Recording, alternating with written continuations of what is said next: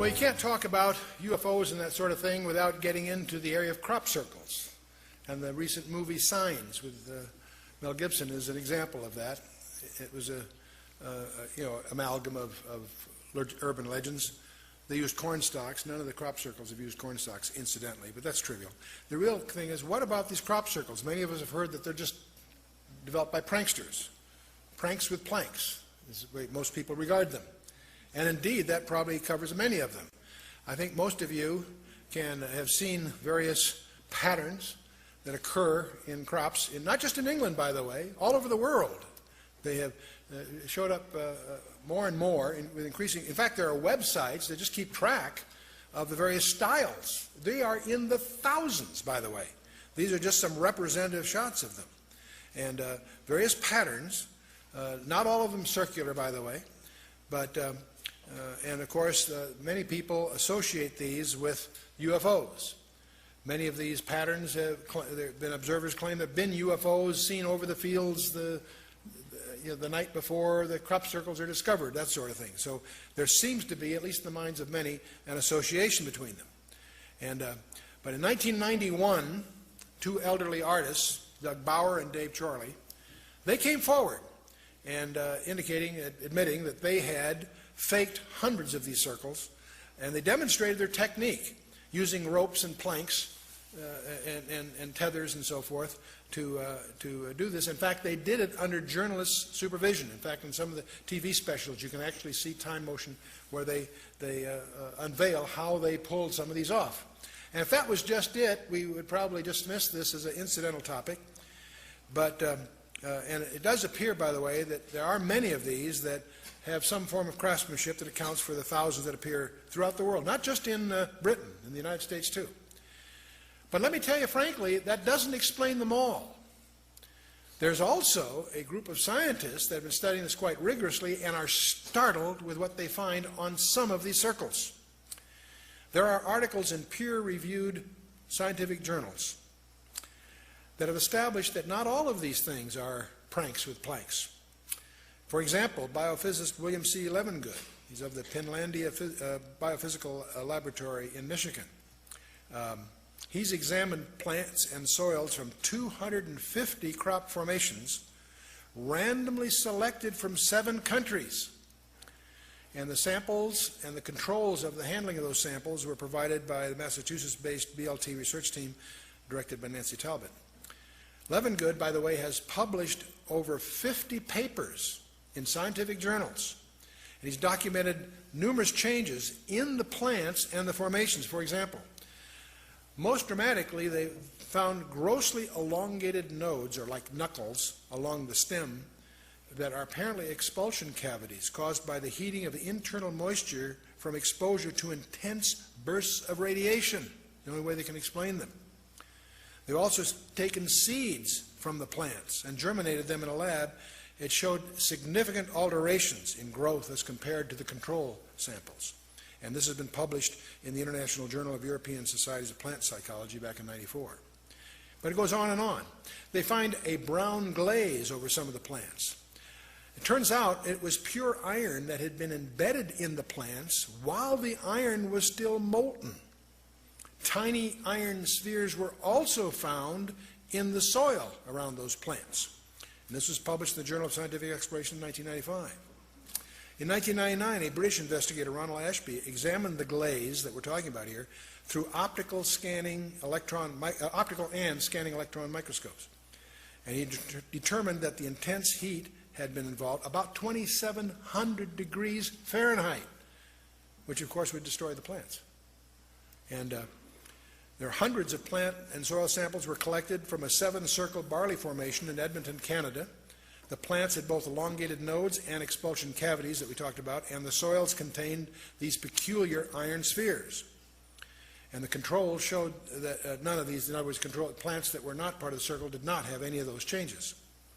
A mineralogist by the name of Sampath Iyengar, Technology and Materials Laboratory in California, examined specific heat-sensitive clay materials in these soils using X-ray diffraction and a scanning electron microscope. He discovered an increase in the degree of crystallinity in the circle minerals in the soil. Statistician Ravi Raghavan determined a 95% statistically significant confidence level in these findings. They have no idea what's causing it. It's clear this was not just some contrived prank for some of them. And so on it goes. Now, what was really astounding was the direct correlation between the node length increases in the plants and the increased crystallization in the soil minerals. What that implies is a common energy source for both effects. So somehow there was some very intense energy. This wasn't a couple of guys with planks and ropes playing games. And the scientists could not explain how this is possible, because the temperature required to alter the soil crystallinity would be between 1500 and 1800 degrees Fahrenheit. And this, of course, would destroy the plants. So how did this happen? They don't know. But there are journals and there are scientists that are wrestling with the puzzles of the crop circles. Not the crop circles in general, those that turn out to be what we'll call real ones, not hoaxes. And that's the problem in any research area like this. You've got so much noise, it's hard to find the signal, if you will. Well, let's get to the real core of all of this. What's the biblical view? And we're going to talk a little bit about the days of Noah. You know, Jesus gave 4 disciples a confidential briefing on his second coming. And the 4 disciples came to him to inquire of his return, and he detailed the precedent events that would occur prior to his second coming. And his answer to them, these 4 guys, is so important it's recorded in 3 of the 4 Gospels, Matthew 24 and 25, Mark 13, and Luke 21 and 22. But he opens and closes that briefing with a repeated admonition. Take heed that no man deceive you. And that occurs in Matthew 24:4, and you'll find it's the theme of the entire presentation. We're dealing here in spiritual matters, and the attempt of the enemy will be to deceive us. But in the middle of this briefing, about verse 37 of Matthew 24, Jesus makes a very strange remark. He says, "But as the days of Noah were, so shall also the coming of the Son of Man be." Now, in the context there, what he may have been alluding to is simply that it'll be business as usual until, just as it was business as usual until Noah and the ark, it'll be business as usual until he returns. And most people who read that passage assume that that's all he meant. It's just that it's going to come as a surprise. And yet, there are many scholars from the context of the details of that passage feel he was giving us a hint of something deeper. And we really won't understand what he's talking about unless we understand what the days of Noah were like. And so we're going to try to figure out what did Jesus really mean? As the days of Noah were, so shall the coming of the Son of Man be. So what you really need to do to get a handle on the UFO thing, strangely enough, is to do your homework in Genesis chapter 6. And I want you to notice the first 2 verses, and I want you to pay attention that the first 2 verses are a single sentence. Many people stumble because they don't realize that's a single sentence. You'll see what I'm getting at in a minute. Genesis 6, verse 1. "And it came to pass, when men began to multiply on the face of the earth, and daughters were born unto them, that the B'nai Ha-Elohim, the sons of God, as it's translated, saw the daughters of men, that they were fair, and they took them wives of all which they chose." 1 verse. Now the question is, this strange phrase, sons of God, that can mean anything to us. Let's find out what the text really means, sons of God. What it is in the Hebrew is, remember, Hebrew goes from right to left, so if you're watching the slides here, remember all languages go towards Jerusalem.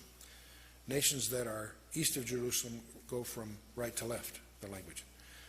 Nations that are west of Jerusalem go from left to right. So just breaking, so Hebrew, Aramaic, Arabic, Sanskrit, whatever, they go right to left. Anyway, so if you're reading the Hebrew here, recognize it goes from right to left. B'nai Ha-Elohim, the sons of the God. Now, sons of God, B'nai Ha-Elohim is a term that's always used of a direct creation of God. Adam was a direct creation of God. You and I, in the natural, are not. We're sons of Adam. That's our problem. That's what the book of Romans is all about. And But as many as received him, to them gave he the power to become the sons of God. The term has technical meaning in the New Testament as well as the Old. In the Old Testament, this term in the Hebrew, in Job 1:6, Job 2:1, Job 38:7, is always used of angels, because they are a direct creation of God. In the New Testament, also Luke 20:36. Also the book of Enoch. Now, don't misunderstand my use of this as a citation here. The book of Enoch was very popular from about the 2nd century before Christ to the 2nd century after. It is not an inspired book. I wouldn't treat it that way, but it is useful in understanding the vocabulary and the grammar of the time. And clearly in the book of Enoch, this term is used there also to refer to angels, and it deals with it greatly. The Septuagint, this is the translation of the Hebrew scriptures that went from Hebrew to Greek. If you were a Jew living in the time of say, the 2nd century before Christ, the enforced language worldwide, the commercial language, was Greek. Thanks to Alexander the Great and following, that was the common language. If you were a Jew in business anywhere in the world, you had to speak Greek to survive. You may have known Hebrew for religious purposes, but Hebrew was to the Jew in those days what Latin is to a Catholic today, basically a language for religious purposes.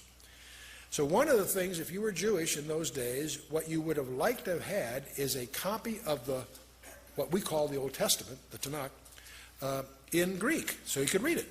And because of that, under Ptolemy Philadelphus, he funded the translation of the Hebrew Scriptures into Greek, started about 285 BC, finished about 270 BC, and the result of that work product, he got 70 of the top scholars. The word Septuagint is just 70, a fancy word for Greek word for 70. He got the 70 top scholars to do the translation. It took about 15 years. And the result of that we have copies of.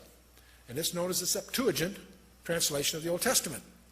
And so it gives us the benefit of the precision of Greek on some of these issues. So it's a very, very powerful resource for scholars. And the Septuagint also makes it clear that we're dealing here with angels, as we think of them.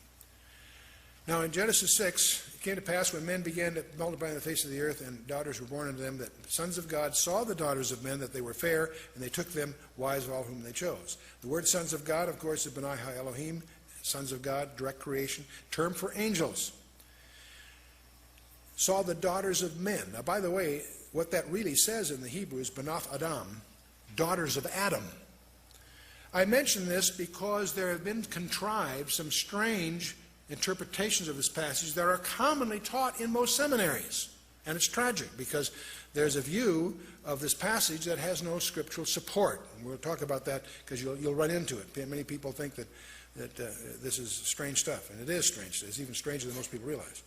So, now when you get down to verse 4 of Genesis 6, it says, there were Nephilim in the earth in those days, and also after that, when the sons of God came in unto the daughters of men, and they bare children to them, the same became the mighty men which were of old, men of renown.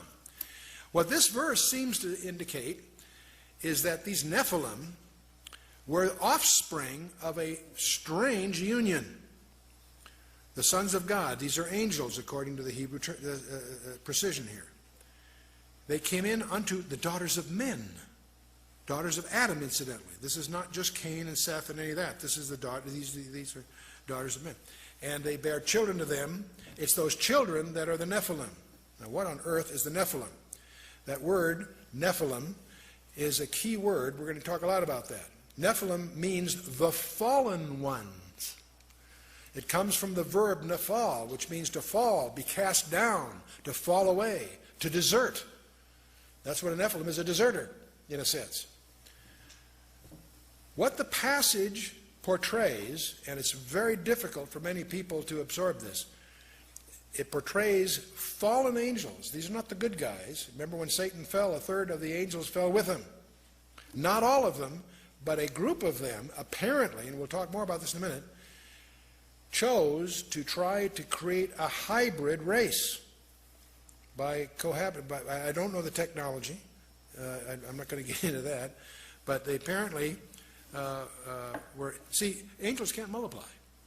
Angels are eternal. Reproduction is a process for mortals. But at the same time, Satan's got a problem.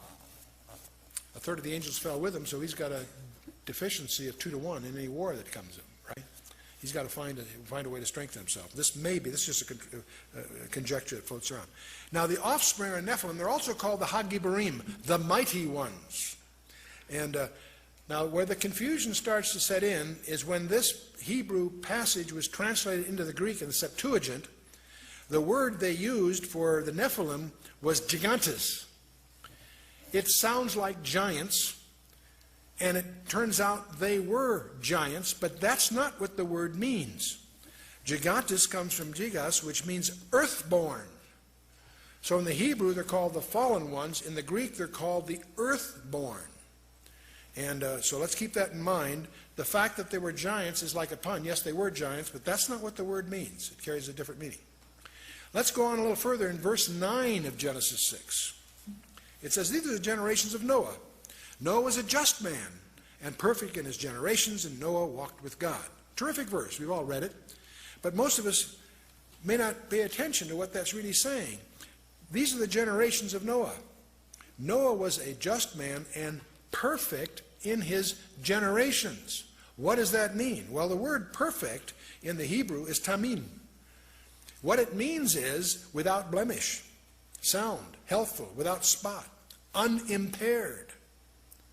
What that verse seems to indicate is that Noah's genealogy was unblemished. Now this comes on right after the verses that talk about these strange goings on, where these fallen angels have created some weird form of hybrid, but Noah was unblemished in his generations, and that's one of the reasons that God chose Noah and his 3 sons and their 4 wives to start over again. The purpose of the flood was not just that there was sin in the land. There was, and that's emphasized. But if sin brings the flood, we better get some life jackets. No, there's something far deeper going on. That's what I want to sensitize you for when you do your own study and come to your own conclusions. But I want you to recognize there's something much more profound that God, as a problem that God was solving, and that is that Satan's strategy was to contaminate the human race. Now, by the way, if this view is correct, I'm presenting to you what's sometimes called the angel view of Genesis 6. That is not taught in most seminaries, and I'll come back to that in a minute. But if that view is correct, as I've suggested from the exegesis of the Hebrew in Genesis 6, it will be confirmed in the New Testament, at least twice, and it is. When you get to the book of Jude, Jude makes an allusion to this very event in Jude verses 6 and 7. Jude is just one chapter, but in verses 6 and 7, Jude writes, and the angels, and by the way, this is in the Greek, so it's not ambiguous, and the angels which kept not their first estate, but left their own habitation, he hath reserved in everlasting chains under darkness unto the judgment of that great day, even as Sodom and Gomorrah, and the cities about them in like manner giving themselves over to fornication and going after strange flesh, are set forth for an example, suffering the vengeance of eternal fire. Jude is talking about judgment on the bad guys. And he mentions among these things, these angels which sinned back in Genesis 6. These angels which kept not their first estate, but left their own habitation, he hath reserved in everlasting chains. These angels that participated in Genesis 6 apparently are chained, awaiting a special judgment. We'll talk. Peter's going to talk about that in a minute. And Jude adds something else here. He makes a comparison between the sins of Sodom and Gomorrah and the sins of these angels, in that they were doing that which is unnatural. Sodom and Gomorrah, homosexuality. We're all familiar with that. Even as Sodom and Gomorrah and the cities about them in like manner, giving themselves over to fornication and going after strange flesh, are set forth an example, suffering the vengeance of eternal fire. He's using that as an additional exemplar, lumping the angels with them. The angels went after strange flesh, so did Sodom and Gomorrah. They're both reserved for special judgment. You follow me? You can read it, check it out yourself. That's one confirmation. That's in Jude. Let's take a look at, see, they left their own habitation. We're going to come back to that in a minute. And going after strange flesh is the allusion here. Let's turn to 2 Peter chapter 2, verses 4 and 5. 2 Peter, in Peter's second letter, he says, for if God spared not the angels that sinned, but cast them down to Tartarus. It's translated hell in your English Bible, but the Greek word is Tartarus, and it's the only place that word appears in the Bible. I'll come back to that. If God spared not the angels that sinned, but cast them down to Tartarus and delivered them into chains of darkness to be reserved unto judgment, and spared not the old world, but saved Noah, and he goes on. So Peter does a couple of things here. He again alludes to the angels that sinned. They're cast into Tartarus. I'll tell you more about that in a minute. And they're reserved for a final judgment. And spared not the old world, but saved Noah. In other words, he ties that event to the days of Noah. So he not only confirms Genesis 6, but he also links it to the days of Noah. Okay. The word Tartarus deserves some comment. The problem with this word is it doesn't appear anywhere else in the Bible, but it does appear in Greek literature. It's the Greek term for the dark abode of woe. It is the pit of darkness in the unseen world. It shows up, for example, in Homer's Iliad, where Tartarus is as far below Hades as the earth is below heaven.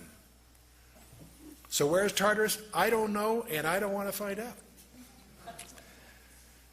So Tartarus was a term for a deep, special, it was regarded as far below Hades as the earth is below heaven. So it's where these angels are chained until the final thing. Now, if you study classic Greek mythology, you run into the Titans. These creatures in the legends and the myths were partly terrestrial and partly celestial. They rebelled against their father Uranus, and after a prolonged contest were defeated by Zeus and condemned where? Into Tartarus. Do you see a parallel brewing here? I'm going to suggest to you that the legends of the ancient Greeks embody the truth of what really happened in the past, that there were these strange creatures generating hybrids that the Greek called Titans. And we see Zeus in many forms. We see Atlas and Hercules. Atlas and Hercules from Greek mythology were what would be called in the Hebrew Nephilim, offspring of an intermarriage between a god and a woman. And now these legends we obviously see in the Sumer culture, in Assyria, in Egypt. I'll show you a few things. In the Incas, the Mayan, the Epic of Gilgamesh, in the Persian mythology, and certainly in the Greek mythology, which most of us as products of Western civilization are familiar with. Also in India, Bolivia, South Sea Islands. Every one of these cultures, and the American Indians, every one of these cultures have legends of the star people. These people that came, these gods or demigods, whatever, came and cohabited with women and produced hybrids. I discover from some apparent experts in the American Indian culture that this business of holding a hand up saying how, that's Hollywood. But what apparently was the practice when they met a stranger was to hold up the hand so they could count fingers. They had a terror of the six-fingered people. And if you go to the ruins at Chaca, New Mexico, they have one of the exhibits there that you want to take a look at, famous pictographs. And among those pictographs you'll find the fearsome six-fingered hand as part of that. I came across something else that's kind of, the Pawnee Indians have an account that you remember Buffalo Bill? Real name was William Cody. He wrote his autobiography in 1920. Very colorful guy. You can get his book. It's popular. But there's an interesting quote in his book by Buffalo Bill, Bill Cody, published in 1920. He says, while we were in the Sandhills scouting the Niobrara country, the Pawnee Indians brought into camp some very large bones, one of which the surgeon of the expedition pronounced to be the thigh bone of a human being. The Indians said the bones were those of a race of people who long ago had lived in that country. They said these people were 3 times the size of a man of the present day. And they were so swift and strong that they could run by the side of a buffalo and taking the animal in one arm could tear off a leg and eat it as they ran. I don't know what to make of that. It's in his autobiography. It's published in 1920. I don't think he was worried about UFOs and stuff, but it is an interesting allusion to the Indian legends. In the early country, Ashur, they always speak of the flying god of Ashur. And this diagram you see in many, many of the ancient monuments of a man with a bow like Nimrod perhaps, and the wings. And you see this on the monuments. Here's an example of them. As you go through Egypt, this is a snapshot in one of the tombs of, I think it's Ramesses II, but you see in all of them.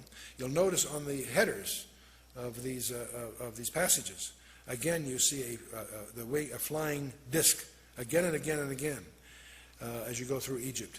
You look at the headers on many of these monuments. You look up there and you always see the flying disc, sometimes with a snake involved.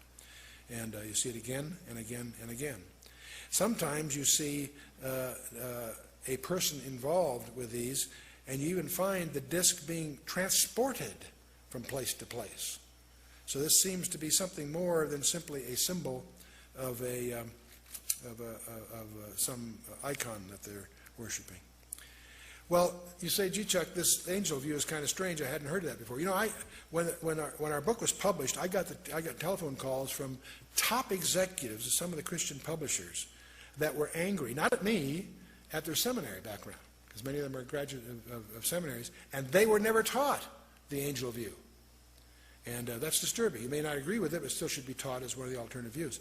What most people have taught, you'll find it in many Bible handbook stuff, the so-called lines of Seth view. The idea that we're the sons of God really refers to the line of Seth, the leadership of the line of Seth. And the daughters of Adam really means the daughters of Cain, not Seth. And the sin that is dominant there is their failure to maintain separation, is the concept. Now, it doesn't explain how the offspring of these unions resulted in these strange creatures. You know, if you have a believer and unbeliever marry, they may have monsters, but they're not monstrous. Okay. This whole view of the so-called lines of Seth emerged in the 5th century in the early church. Celsus and Julian the Apostate used the traditional belief. See, this belief that I've shown you was taught by the ancient rabbis in the Old Testament period, and also taught by the early church up through the 5th century. But Celsus and Julian the Apostate used the traditional belief to attack Christianity. They made fun of these people who thought angels and so forth. They attacked it. Julius Africanus resorted to this Sethite idea as a more comfortable ground. It's more, people find that less spooky. And Cyril of Alexandria used it to repudiate the Orthodox position. Augustine comes along, who was a profound influence, and he did many, many great things. He dealt with a number of heresies, but he embraced the Sethite series, and that, of course, made it orthodox. And so this view of this line of Seth prevailed all through the medieval church. It isn't until you go back to the text and do your homework that you begin to realize that the line of Seth has absolutely no scriptural support. The text itself, the sons of God, is never used of believers in the Old Testament. That's contrived. Seth was not God. Cain was not Adam. The sons of God are not the sons of Seth. And the daughters of Adam were not just the daughters of Cain. They're both. That if you recognize the first two verses are one sentence, a lot of that becomes very obvious. And if there's daughters of men, where are the daughters of Elohim? If there's sons of Elohim, where's the daughters of Elohim? See, you sort of wonder, what, there's no mention of that. The grammatical antithesis is ignored, and I won't get into that here. But this idea of maintaining separation doesn't occur until chapter 11 of Genesis, not 6. It's 5 chapters later that we have the Babel and all of that. The separation is imposed upon Isaac and his following, not on Ishmael or the others. It was Isaac and Jacob that were told to keep themselves separate. And that was not imposed on Seth and Cain. That's all contrived. In fact, Genesis 6 verse 12 says, all flesh was corrupted. So the idea that lines of Seth were the good guys, the line of Cain was the bad guys, is contrived. That's not what it's all about. See, the inferred godliness of Seth is contrived. Why was only Enoch and Noah's 8 spared? Were they only good guys? No, it's God's grace, of course. They took wives that they chose. It implies some forcing functions here. And if that's all, if Seth were such good guys, why did they perish in the flood? It doesn't compute. And Enosh, it was incidentally Enosh's, Seth's son, that initiated the defiance of God. Most people don't realize that because of mistranslation. Genesis 4:26 should read, then men began to profane, not call upon, profane the name of the Lord. So renders the Targum of Onkelos, the Targum of Jonathan, the major Hebrew rabbis, Rashi, Maimonides, and the rest, and of course Jerome. So The daughters of Cain. This is not a subset of the daughters of Adam. There's no basis for that. And the Cainites were not necessarily godless. You know, I always wondered in Genesis 4 why we have the genealogy of Cain. Because they're going to all perish in the flood. Why does the Scripture give us the genealogy? Well, there may be other reasons, but one reason is if you read the names, you'll find the name of God in them. You get the impression that Cain messed up, killed his brother, yes, but he raised his kids and grandchildren to worship God. He was a godly guy, and the names reveal that. So the idea that the descendants of Cain were bad guys is a contrivance of modern scholarship. And why are they just daughters of Cain? Were the daughters of Seth so unattractive? What's the deal here? So that's, of course... And of course, the death knell to this theory is that the unnatural offspring. What were the Nephilim then? See, they were supernatural offspring, the mighty men, the Gebarim. Does that mean only X chromosomes among the Sethites? There are no women of renown recorded. And what really made Noah's genealogy so distinctive? It wasn't contaminated by these goings on. And as I pointed out, we have these New Testament confirmations. We looked at several of them, and I won't get into that here.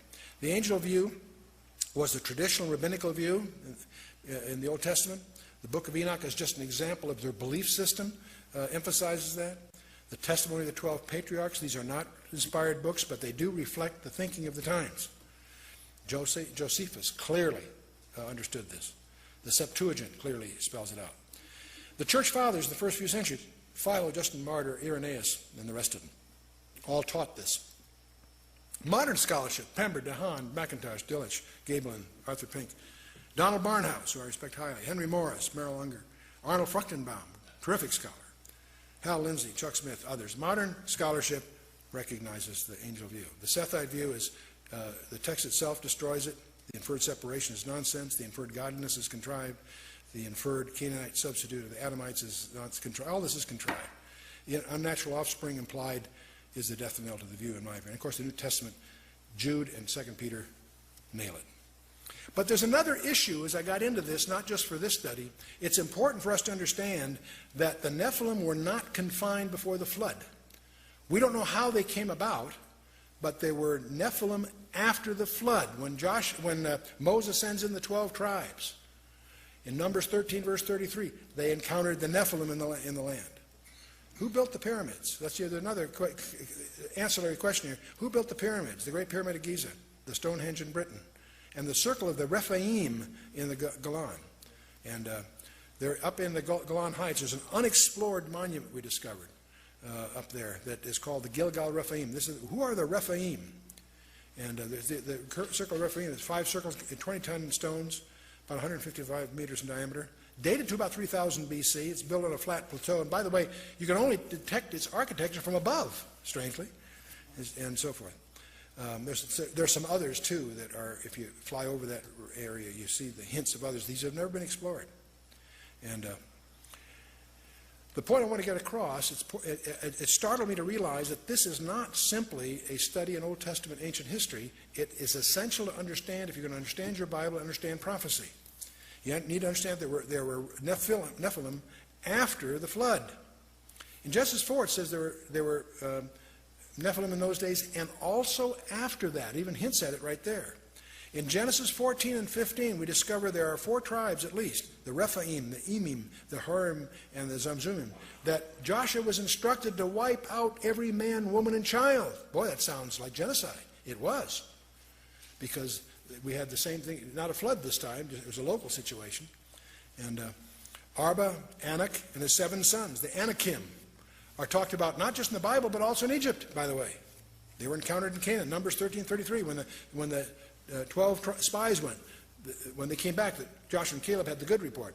The other 10 guys said, hey, there's Nephilim in the land. That's the word they used. They were giants. We are like grasshoppers in their sight. That's not an exaggeration. They had reason to be terrified. Obviously, Joshua and Caleb had faith in God. God's on our side, let's go. And it's easy to disparage the other 10 guys. You need to understand they had, on the one hand, some reason to be cautious. In Deuteronomy 3 and Joshua 12, we encounter Og, the king of Bashan. He's the king of the giants, the Rephaim. Goliath, remember, he had 4 brothers. That's why David picked up 5 stones when he crossed the brook. Why? He was ready for all 5 of those guys. See, one of the things, you can go through the whole Bible and study the Bible in terms of Satan's strategy to try to thwart the plan of God. And when God indicates that his redemptive plan is going to come from the seed of the woman, he starts attacking Adam's line in Genesis 6 with the Rephaim, which of course, with the Nephilim. And that's God's response, of course, to the flood. Genesis 12, when God calls Abraham. Now Abraham is singled out. As God refines the visibility more precisely of how his plan is going to work, it allows Satan to focus his attack. When Abraham's called, Abraham gets singled out for Satan's mischief. The famine in Genesis 50, the destruction of the male line in Exodus 1, Satan's attempt to thwart even when they get out, Pharaoh's pursuit in the Exodus. It was now when God calls Abraham, he tells Abraham in Genesis 15 and 17, that he's going to leave there, and 4 centuries later his descendants will come. Well, that lets Satan know he's got 4 centuries to lay down a minefield. And that's what we're dealing with here in the Rephaim in the land. And when God calls David in 2 Samuel 7, allows Satan to focus on David. And the attacks on David's line. Joram kills his brothers in 2 Chronicles 21. The Arabians slew everyone but one, Azariah. Athaliah kills all but Joash in 2 Chronicles 22. Every time there's an attempt to wipe out all the royal line, some servant hides a baby, whatever, there's always, it slips through. And Hezekiah, Isaiah 36 and 38, another example. When you get to the Persian period, here's Haman trying to wipe out all the Jews. And that's Satan's strategy to try to thwart the plan of God. And had it not been for Mordecai and Esther, it would seem he might have succeeded. And New Testament strategies. Remember Joseph's fear when he found out Mary was pregnant. He could have put her away privately. God says, no, don't do that. That's part of my program. Herod's attempt when he wipes out all the babes in Bethlehem. It's Satan's attempt to wipe out God's plan. At Nazareth, in Luke 4, when Jesus uses Isaiah as his mandate for his ministry, Isaiah 61, we're going to throw him off a cliff, but he slips away. In Mark 4 and Luke 8, there are storms at sea, and I think they're both supernatural ones. That's why Jesus rebuked the sea and so on. And of course, the ultimate thwart was the cross. The cross. And this is all summarized in Revelation chapter 12. You can study it there carefully. But the main point of all of this is that Satan is not finished yet. And that may be what the UFOs are a preamble to. By the way, what does the Golan Heights, Hebron, and the Gaza Strip have in common? They're in the news today all the time, right? These are the areas that Joshua failed to exterminate the Rephaim. The word Rephaim means the dead, the walking dead. Isaiah 26:14 says they cannot be resurrected. These are strange creatures. And it's interesting, if you study the strongholds that they failed to defeat, you'll notice that those same regions are the territories, the so-called West Bank, that are in dispute today. I think that's fascinating. Not Joshua, but his descendants failed to deal with these issues, and they plague them to this very day. The Golan was called Bashan, and it's just when Jesus is hanging on the cross in Psalm 22, verse 12, he says a strange thing. He says, "Many bulls have compassed me, strong bulls of Bashan have beset me round." I have no idea what that means, but I suspect he's not talking about cattle. I think he's talking about some kind of demon oppression that's involved. I think it's an allusion to the Rephaim. Let's talk a little bit about the nature of angels, because that's really at the root of this problem. You notice we learn a lot about angels by looking at the Bible. They always appear in human form. They look human. In fact, many people entertain them unawares, we find out. Sodom and Gomorrah, the homosexuals were after them. That tells you something. I don't want to be too graphic here. And at the resurrection and at the ascension, there's always a pair of angels. And they're like men. They look like men standing there. They spoke. They took men by the hand. They ate meals with them. They're capable of direct physical combat. The Passover in Egypt was by a death angel. In the book of 2 Kings, slaughter of the 185,000 Syrians. One angel after night slaughters 185,000 Syrians. You don't mess around with angels. Now, and they don't marry in heaven. Now that's a phrase. By the way, I'm making a contrast here. With the demons of the New Testament are not like this. They apparently are powerless except to the extent they can embody some person. They're not like angels. Don't think, distinguish between fallen angels, the bad guys, and the demons. The demons apparently are disembodied spirits looking for embodiment. Angels don't have that problem. They apparently can materialize. All the way through the scripture we see them that way. We do know they don't marry. Because the question everybody has, can angels have sex? The scripture says no. No, it doesn't say that. Jesus says, for in the resurrection they neither marry nor are given in marriage, but are as the angels of God. He's talking about that in a resurrection bodies we don't have sex because we're immortal. There is no procreation. There is no reproduction issue. And angels, he's talking here about the angels of God in heaven. I would not speculate on the technologies available to an angel who falls. And that's what we're really dealing with here. Now, there's a strange word that gets overlooked by the scholars in general, and I've participated in some translation issues on this very issue. There's a word called okaterion, and it refers to the body as the dwelling place for the spirit. It only occurs twice in the scripture, and it's very interesting where it does. It occurs in Jude 6, and it's the word that describes what the fallen angels disrobed from. And in 2 Corinthians 5:2, it speaks of, it alludes to the heavenly body that you and I as believers aspire to be clothed in. Same word, okaterion. I think it's a technical term that's overlooked by the scholars. In Jude 6 and 7, it says, when the angels which kept not their first estate left their own habitation, that word habitation is okaterion. They disrobed from the body that they were given to indulge in this mischief in Genesis 6. The angels which kept not their first estate, but left their own habitation, he hath reserved in everlasting chains under darkness in the judgment of that great day. Even as Sodom and Gomorrah and so on. We went through that before. The word is okaterion. In 2 Corinthians 5, 1 and 2, Paul tells the Corinthians, for we know that if our earthly house of this tabernacle were dissolved, we have a building of God, a house not made with hands, eternal in the heavens. And for this we groan, earnestly desiring to be clothed upon with our house which is from heaven. The word translated house is okaterion. That which those angels abandoned is what we aspire to, that kind of a habit, if you will. Okaterion again. Anyway, let's talk about something else we talked about earlier and mentioned earlier we should get into. Alien abductions. You know, the disturbing thing is there's continuing a deluge of cases being reported that are too weird, too bizarre to take seriously on the one hand, but they're too frequent and too consistent to ignore. And estimates of 1 to 3% of our population have been reported in the professional journals. All the strange episodes seem to involve the implanting or the harvesting of human fetuses as a primary topic. It seems that if these creatures are real, they're very preoccupied with the human reproductive process. And that causes us to wonder, could this be leading to a repetition of the strange events of Genesis 6? Is it possible that this is the hint that is included in Jesus' remark, as the days of Noah were, so shall the days of the coming Son of Man be.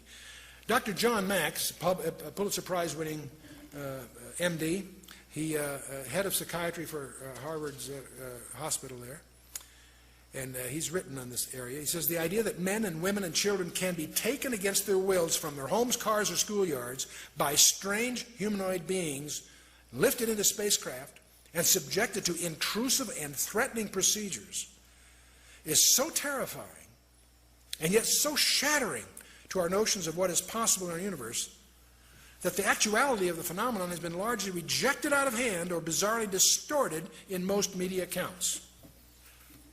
This is altogether understandable given the disturbing nature of UFO abductions and our prevailing notions about reality. The fact remains, however, that for 30 years and possibly longer, thousands of individuals who seem to be sincere and of sound mind and who are seeking no personal benefit from their stories have been providing to those who will listen consistent reports of precisely such events. By the way, John Mack has personally dealt with 76 cases himself. He's profiled others. These are people above average intelligence with no prior psychiatric history that clearly are subject to some kind of trauma. And there was a conference on this abduction phenomenon at MIT. And John Mack was one of the co-chairmen of that conference. And he says, if what these abductees are saying is happening to them isn't happening, what is? He's saying, what's really going on here? Here's Mack's challenge to the professionals that were there assembled. The high degree of consistency of the stories, the absence of any prior psychiatric illness, physical changes and lesions. Some of these people have scars from the procedures, and I've encountered one myself on that. Independently witnessed by others while the abductions are taking place. There's not many, but there are a few. The involvement of small children is disturbing. Not likely they could be conditioned by, Well, let's move on. The coming to cosmic deception, what's the biggest lie of all? It's interesting. This all started back in Genesis 3. When God declared war on Satan, he says, I will put enmity between thee and the woman, and between thy seed and her seed, and he shall bruise thy head, and thou shalt bruise his heel. And from this verse, we get one of the messianic titles of Christ, the seed of the woman. What many people overlook, there's two seeds mentioned here. The other seed is the seed of the serpent. And so we have the seed of the woman and the seed of the serpent. And the seed of the serpent, we find all kinds of idioms, the red dragon in Revelation 12, the coming world leader, as I sometimes call him, the false prophet in Revelation 13. These forces are still at work and behind the world powers today. Check out Daniel 10 and really understand what's going on there. All of us have studied Daniel 2 and the sequence of nations, or empires I should say, that were re-echoed in Daniel 7, the winged lion, bear on one side, the leopard, the terrible beast, the 10 heads. Again, Babylon, Persia, Greece, Rome 1 and 2.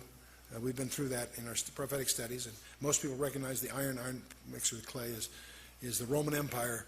Don't confuse that with Western Europe. The Roman Empire, part 1 and part 2. Well, we live in a world, what's going on in this world? There's a new world order. A world without borders is the concept. The end of the independent nation state. Multiculturalism is in. Check your faith at the door. We're going to all compromise. And this is all heading for a centralized socialistic government. And there are a couple of forcing functions. Every freedom-loving person considers this an anathema, except the problem is there's no way to avoid it. Nuclear proliferation is part of it. We're on the threshold right now of nuclear war because of this very issue. But there's another forcing function that nobody talks about. The possibility, ultimately, not yet, but coming, of cosmic threat of some kind. You say, Chuck, that's way out. That's fringe stuff. Really? Let's talk about the miry clay. In Daniel's famous vision of the multi-metal image, the last phase was, of course, the iron mixed with clay, the 10 toes. What is miry clay? Miry clay is clay made from mire, or dust, if you will. And everybody talks about the clay in the 10 toes of Daniel's imagery. No one, I'm guilty too, paid any attention to Daniel's explanation of it. In Daniel chapter 2, verse 43, he's explaining the whole thing. He's interpreting the vision for you. When he gets to this, in verse 43, he says, whereas thou sawest the iron mixed with miry clay, they shall mingle themselves with the seed of men, but they shall not cleave to one another, and so on. You know, that phrase, I read that 100 times over the last 30 years and didn't hit me until this in-depth study. The miry clay refers to a they. It's a personal pronoun. They shall mingle themselves with the seed of men. In order to mingle themselves with the seed of men, they have to be something other than the seed of men, or it makes no grammatical or logical sense. So the they that are going to do the mingling are not the seed of men. Oh, could this be a hint of some mischief in the end times analogous to the mischief in Genesis 6? I think so. They shall mingle themselves with the seed of men. Boy, there it stares at me. Well, speaking of UFOs in the end times, I remember Walter Martin. I was on his board for many years. My partner and I were the guys that brought him to the West Coast. And we because of his very, very critical ministry to comparative religions, we try to keep him off this subject because we felt it would discredit his ministry. I don't hesitate these days for two reasons. One is I've got nothing to lose. My ministry is probably discredited anyway. But also times are a little more lucid these days. But in any case, I can remember Walter, using any excuse, he would get to Luke 21:26. And he'd quote this: men's heart failing them for fear, and looking after those things which are coming upon the earth. And whenever he did that, he always gestured with his hand. Men's hearts failing themselves for fear, and looking after those things which are coming upon the earth. And he'd make sort of an inverted saucer with his hand as it was landing. He'd say, coming, and he'd just gesture with it. He saw UFOs here. And for the powers of heaven shall be shaken. And I'm not to say he's wrong, but we used to always smile. Walter, get off that subject. Anyway, but the coming great deception, Jesus opens and closes his Matthew 24 thing. He says, there shall arise false Christs and false prophets, and shall show great signs and wonders, insomuch that if it were possible, they should deceive the very elect.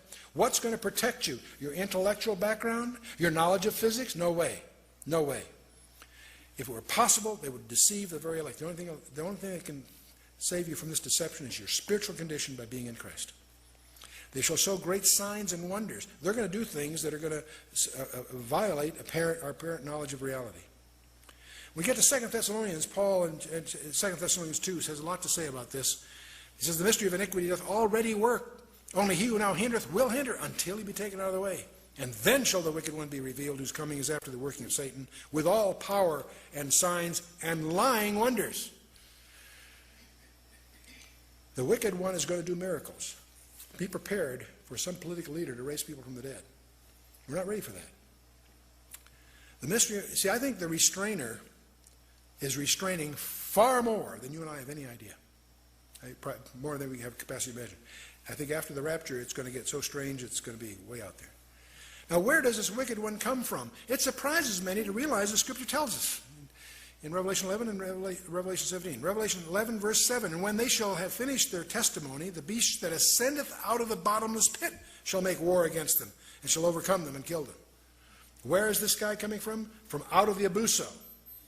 So he's not just some political leader that happens to be kind of gifted. No, this guy is empowered by Satan himself. And he's coming out of the abuso himself. You get to Revelation 17. The beast that thou sawest was and is not, shall ascend out of the bottomless pit, go into perdition, and they that dwell upon the earth shall wonder whose names are not written in the book of life. The only thing that can protect you from all of this is your position in Christ. 2 Thessalonians goes on, and because they received not the love of the truth that they might be saved, for this cause God shall send them strong delusion that they should believe the lie.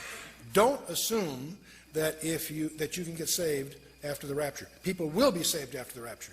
But if you've had an opportunity and turned down the redemption of Christ, this is what it's talking about. Because they received not the love of the truth, that they might be saved, and for this cause God will send them a strong delusion that they should believe the lie. Be careful. Don't play that game. If you're going to accept Christ, do it now.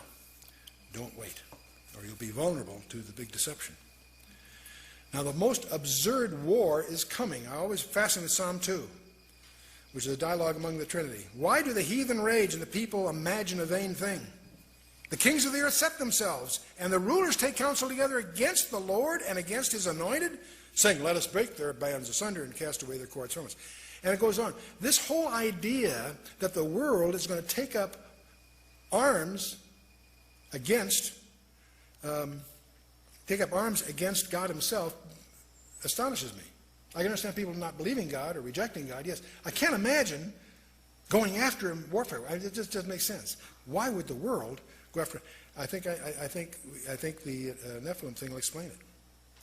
You know, it's interesting that the alien types, if you read you wallow through all this literature, Dr. Mark Eastman and I spent a lot of time going through that stuff. You'll discover there's 3 types of these so-called alien creatures that emerge. The grays, those are the diminutives, short, you always see them in the entertainment media. There's another group that seem to appear, but sometimes called the Nordics or the Pleiadians. They're about 6 foot tall, they're blonde, blue-eyed, they look like people. Could be around us now. And there's a third group that are the most grotesque of them all, what it's sometimes called the reptilians. These are scaly, weird creatures that look like a refuge from some grade B science fiction movie. There's weird stuff. Well, these always show up. It's interesting, in Revelation 16, verse 13, 14, I've always wondered, how does the world go to war against God? And John tells us, I saw 3 unclean spirits like what? Like frogs come out of the mouth of the dragon, out of the mouth of the beast, and out of the mouth of the false prophet. For they are the spirits of devils working miracles, which go forth unto the kings of the earth and of the whole world to gather them to the battle of that great day of God Almighty. I think God is going to use some kind of strange creatures, demonic or whatever, to draw the world into this confrontation that is part of the climax that Revelation and the Old Testament deal with. Well, what's our challenge, you and I? Let's wrap it up. I'm going to give you a statement that I want you to challenge. Don't accept what I say or you flunk. I want you to challenge what I'm about to say, although I believe it sincerely. I believe you and I are being plunged into a period of time about which the Bible says more than it does about any other period of time in history, including the time that Jesus walked the shores of Galilee or climbed the mountains of Judea. That's a preposterous statement. But I believe you and I are being plunged into a period of time about which the Bible says more than it does about the whole gospel period. Now, we monitor and publish backgrounders and weekly updates on 10 strategic trends.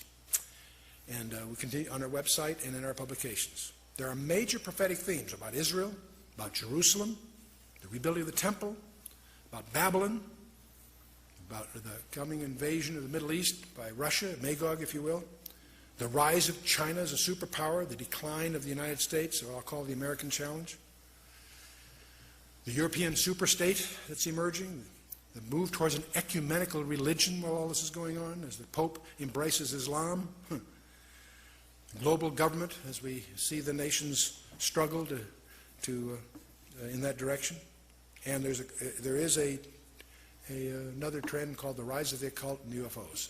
Watch for it.